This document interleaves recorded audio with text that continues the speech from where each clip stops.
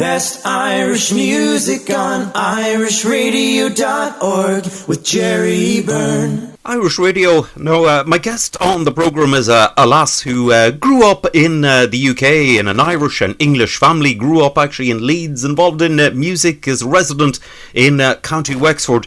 Now has recently taken out a brand new album and a brand new single, and it's getting a lot of notice, I'd have to say. From her home in County Wexford, I'm delighted to say hello to Imelda Kehoe. Imelda, lovely to speak to you. Hello, Jerry. Thanks so much for having me on the show. I appreciate it. A real pleasure. Imelda, listen, you grew up in an Irish an Irish and English family. Your mum was Irish, your dad was English, and you grew up in Leeds. Yes, I did. Yeah, my dad is a builder, and my mother was a radiographer, and she moved over to Leeds from Sligo, County Sligo, with a lot of her brothers and sisters, and met my dad, and I was born in Leeds, and we have a big extended Irish family there, and basically grew up mainly on building sites. My parents renovated old properties and travelled around different places, and that was my upbringing. And I suppose the backdrop to my childhood was always music and these extended parties with the Irish family. So yeah, that was my upbringing, and then eventually I moved back to Leeds to study, went to college there, and trained as a nurse. Okay. So it must have been an interesting experience, to be moving around various areas of the country, where your dad was doing up various properties. Yeah. I mean, we were basically like, I suppose, the original kind of gypsies. We were living on building sites, in growing up in caravans and things like that. While my parents renovated these old properties, and much of our childhood memories were around sort of campfires and parties and things like that. And yeah, that's what we did. When I was 10, we moved to Wales, and they bought an old caravan park and renovated that, and then we moved back up to North Yorkshire, and they renovated a place there. And I think by the time I was 18, I think I'd lived in 14 different places. Wow! So going to college in Leeds was like going back home, but it wasn't. It was no problem just to move to a different place. And I remember when I first moved to Ireland, when I was in my mid-20s, then the thing about in Ireland and our Irish family, if you're from Sligo or you're from Wexford, that's your home. And usually people, they have a home place, and that is their home place for most of their life. And I remember when I met my husband, he found that really hard to get his head around, that you've moved 14 times, before you went to college. But that was our upbringing. We didn't think anything of it. It was just what we did. But I suppose what it gave us growing up was a sense of being able to adapt to a new environment very easily, and be able to just, first of all, appreciate that a home is not really to do with a house. It's to do with your family.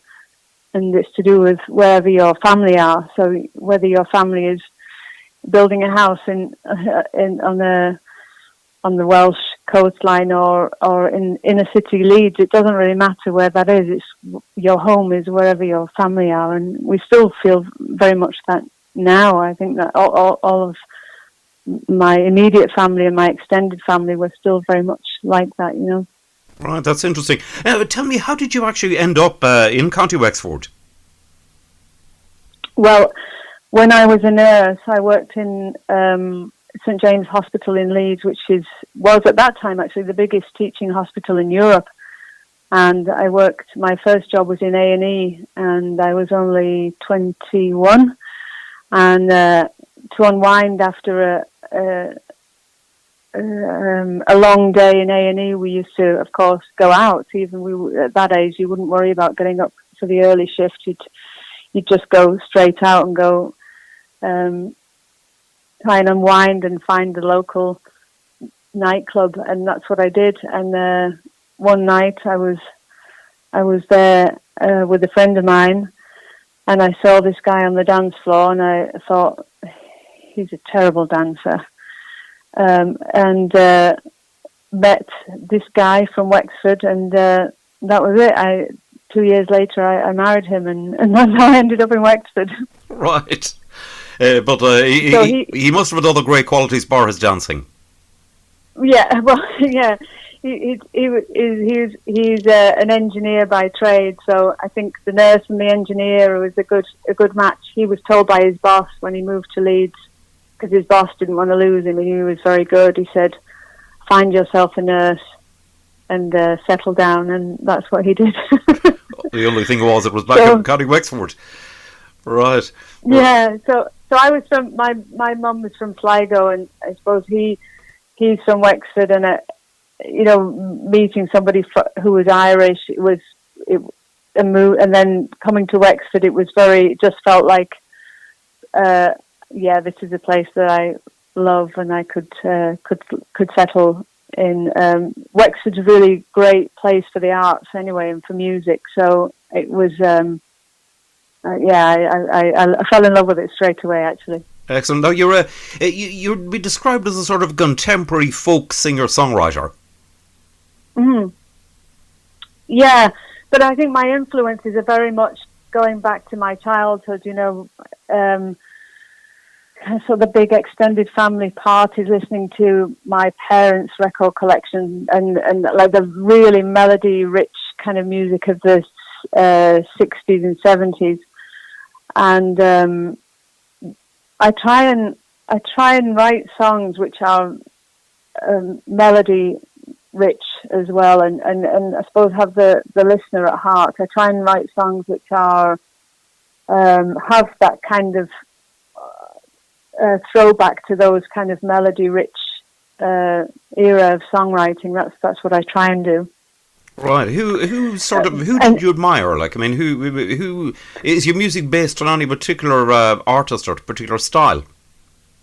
I mean, I grew up with people like Glenn Campbell, Neil Sedaka, the Mamas and Papas, Elvis Presley, and all those kind of things. They weren't of my era, but they were of my parents' era, and we grew up listening to their records. So I suppose I was definitely influenced by all that. But then in the later years, people like Amy Winehouse and all those kind of more contemporary, but artists who have one kind of who are able to.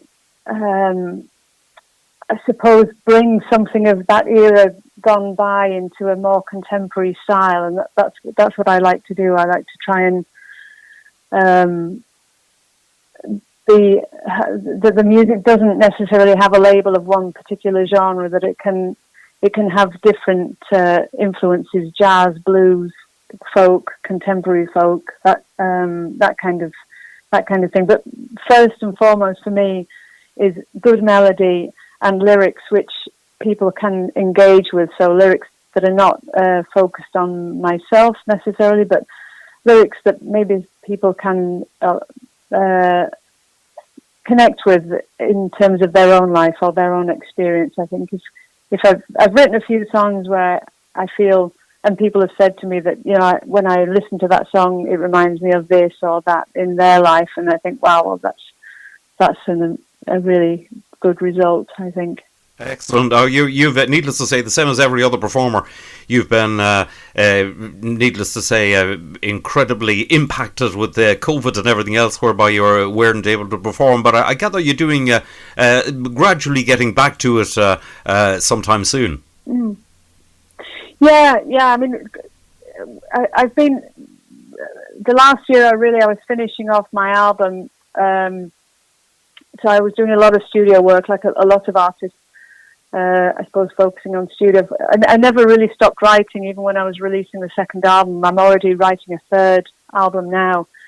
But also I had a tour planned, which we've had to postpone. So I'll be looking to restart that, but it won't be until next year. It won't be until early next year. At the moment, what I'm trying to do is just, I suppose, focus on I suppose, do kind of small scale things, small scale venues, see how things are happening and how things are opening up, in terms of gigs and live venues and stuff like that. Like a lot of artists, we're not really sure right now, but mainly my plans are mainly focused on next year and trying to put something together for next year. Right, indeed. Listen, well done, Imelda, on everything that you've done so far. And if anybody would like to find out more information about your good self, where can they get it? Needless to say, you're on all the usual social medias, Facebook, etc. You've got your own website also? Yeah, my full name is Imelda Kehoe, so it's imeldakehoe.com. Imelda, it's Kehoe. I'd have to say that now from the Wexford perspective. It's not Keogh as the other way of spelling it. It's Kehoe, so imeldakehoe.com. Excellent. And you're also on you're on Spotify, you're on YouTube, you're on Facebook, you're on Twitter, Yep. you're on Instagram, you're all over the place. And now you're on you're on Irish radio now. Stuff. And now I'm on your show. Yeah, this is just, that's amazing. Thanks so much for giving me the opportunity, Jerry. It was lovely to talk to you. It's a real pleasure, Imelda. Listen, I wish you all the luck in the world with your live work and also your recording work and your writing. And listen, fingers crossed we'll catch up soon. Oh, thanks so much, and thanks to your listeners too. And have it. I hope the rest of the year goes well.